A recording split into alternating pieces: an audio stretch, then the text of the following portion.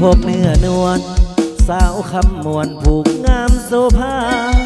นั่งรถจากนครจำปาหวังมาบูชากราบไหว้เมื่อเดือน15 คำงานบุญสุดท้ายงานสลองพระธาตุองค์ใหญ่ผู้คนหลั่งไหลเนื่องน้องได้พบเนื้อทองนนน้องจุดธูปเทียนบูชาเห็นแล้วว่าใจภาวะเมื่อสายตาน้องเลี้ยวมาจ้องสุดทนบ่ไหวจำตัดสินใจไปนั่งใกล้น้อง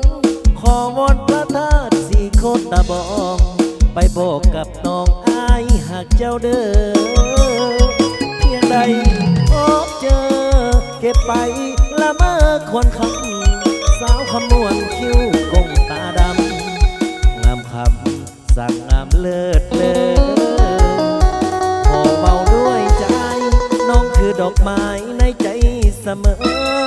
สาวขมวนหากอายเด้อเสนอตอนน้องแก้วตาภาพวาสนาบุญนำพาของอายมีพอสาวขมวนหากอายน้องจะพาแม่พ่อไปขอการดาสมดังคาดไว้น้องได้เป็นไผ่แห่งเมืองจำปาคงสมใจอายปรารถนาได้น้องแก้วตาเมื่อแนบเคียงกาย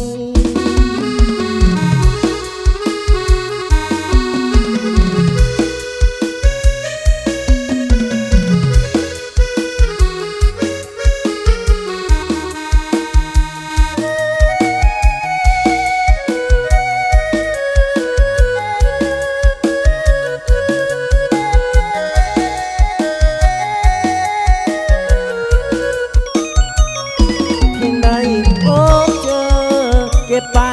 ละเมอควรคำสาวขมวนคิ้วกงตาด